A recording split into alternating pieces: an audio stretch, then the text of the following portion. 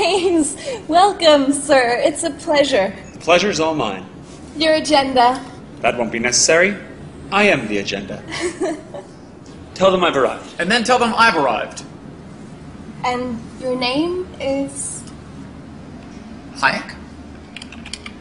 F.A. Hayek. With an H.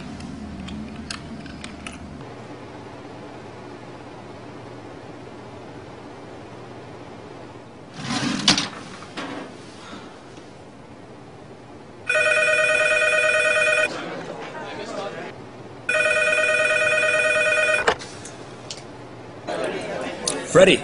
Yep. Keynes, Hey, listen, party at the Fed. Already? 20 minutes. Lobby. John Maynard Keynes. F.A. Hayek.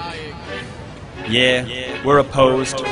We oppose each other philosophically. In the same studio. We've been going back and forth for a century. I want to steer markets. I want them set free. There's a boom and bust cycle and good reason to fear it. Play low interest rates. No, it's the animal spirits. John Maynard Keynes wrote the book on modern macro. The man you need when the economy's off track. Depression, recession, now your question's in session. Have a seat and I'll school you in one simple lesson. Boom, 1929, the big crash. We didn't bounce back, economy's in the trash. Persistent unemployment, the result of sticky wages. Waiting for recovery, that's outrageous. I had a real plan, any fool can understand. The advice real simple, boost aggregate demand. C-I-G, altogether gets to Y. Keep that total growing, watch the economy fly. We've been going back and forth for a century. I want to steer markets. I want them set free. There's a boom and bust cycle and good reason to fear it. Play low interest rates. No, it's the animal spirit. You see, it's all about spending. Hear the register cha-ching. Circular flow, the dough is everything. So if that flow is getting low, doesn't matter the reason. We need more government spending. Now it's stimulus season, so forget about saving. Get it straight out of your head. Like I said, in the long run, we're all dead. Savings is destruction, that's the paradox of thrift. Don't keep money in your pocket or that growth will never lift. Because business is driven by the animal spirits, the bull and the bear, and there's reasons to fear its effects on capital investment, income, and growth. That's why the state should fill the gap with stimulus, both the monetary and the fiscal. They're equally correct. Public works, digging ditches, war has the same effect. Even a broken window helps the glass man have some wealth. The multiplier driving higher the economy's health. And if the central bank's interest rate policy tanks, a liquidity trap, that new money stuck in the banks. Deficits could be the cure you've been looking for. Let the spending soar now that you know the score.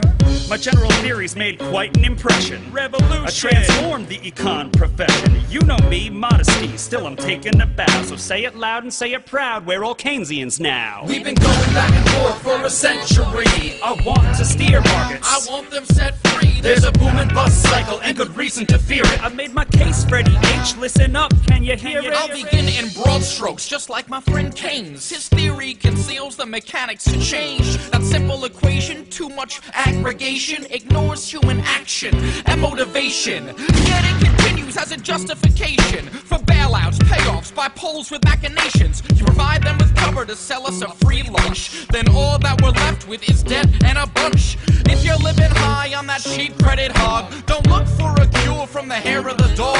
Real savings come first if you want to invest. The market coordinates time with interest. Your focus on spending is pushing on thread. In the long run, my friend, it's your theory that's dead. So sorry there, buddy, if that sounds like invective. Prepare to get schooled in my Austrian perspective. We've been going back and forth for a century. I want to steer markets. I want them set free. There's a boom and bust cycle and good reason to fear it. Play low interest rates. No, it's the animal spirit. The place you should study isn't the bust, it's the boom that should make you feel leery. That's the thrust of my theory. The capital structure is key. Malinvestments wreck the economy. The boom gets started with an expansion of credit.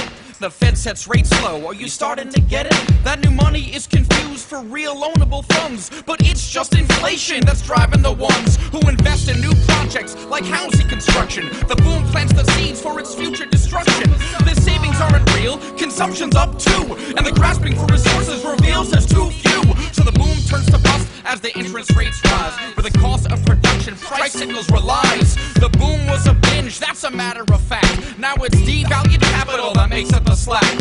Whether it's the late 20s or 2005, booming bad investments seems like they'd thrive. You must save to invest. Don't use the printing press, or a bus will surely follow, an economy depressed. Your so-called stimulus will make things worse. Just more of the same, more incentives perverse. And that credit crunch ain't a liquidity trap, just a broke banking system. I'm done, that's a wrap. We've been going back and forth for a century. I want to steer markets. I want them set free. There's a boom and bust cycle and good reason to fear it. Play low interest rates. Nah, it's the animal spirit.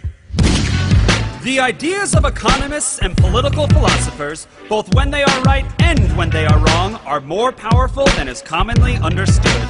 Indeed, the world is ruled by little else. Practical men who believe themselves to be quite exempt from any intellectual influence are usually the slaves of some defunct economist. The curious task of economics is to demonstrate to men how little they really know about what they imagine they can design. They've been going back and forth for a century.